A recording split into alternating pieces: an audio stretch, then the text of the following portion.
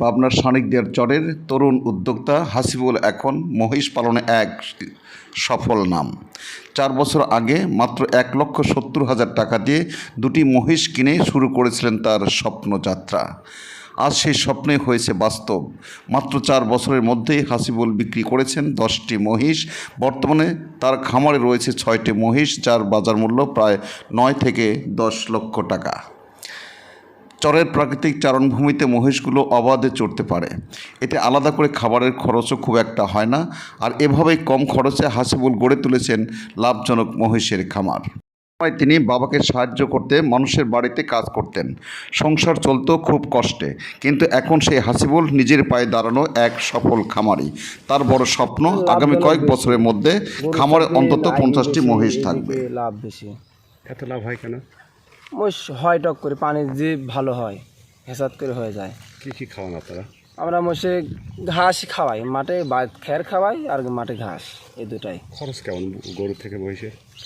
খরচ ধরেন একটা লাখার লাগে, তাছাড়া আমাদের এক্সট্রা কোনো খরচ না। যারা বাড়িতে পালে তাদের খরচ বেশি, টোটাল কিনে খাওয়া লাগে এগোনায়। তাহলে আপনার এই মহিষ পালন করে স্বপ্নটা কি? স্বপ্ন এরপরে জীবনযাপন চলে যাবে, এরকম স্বপ্ন। পাল বড় হবে এগোনায়, তাছাড়া এরপর আর কি করা যাবে। কয় বিঘে জমি কিনছেন, কট রাখিছেন? জমি 2 বিঘে কট রাখছি, 1 বিঘে কিনছে। আচ্ছা, আরও কয় বিঘে করার চিন্তা আছে? ইনশাল্লাহ আল্লাহ বাঁচা লাগলে দেখা যাবে। আচ্ছা, আর কি আপনি কত বছর বয়স থেকে এই মহিষের লালন পালন করেন? 18 বছর। 18 বয়স থেকে। কি বাপ দাদা ছিল নাকি? না, আমাদের বাপ দাদার মজগুলো কিছু ছিল না, আমরা নিজেই বাপ উদ্যোগ লাই, আমরা কিনি। আমার বাপ দাদার কোনো মজগুলো ছিল না। তাহলে আপনি অনেক অন্য ব্যবসা বাদ দিয়ে মহিষের ব্যবসা শুরু করলেন কেন? সবাই যদি এক ব্যবসা করবে তাহলে আমরা কি করব? মজগুলো তো লাগবে, দেশে লাগবে না? আচ্ছা, এই মহিষের তো দুধও হয়, তাহলে কি? হ্যাঁ, দুধ এইটার দোয়াই নেই, ওইটা বিয়ে মনে হয় 10-12 দিনের ভিতরে বিয়ে। আচ্ছা, কি নাম আপনার? আমার নাম হাসিবুল। গ্রাম শানিকদার মন্ডল মোড়।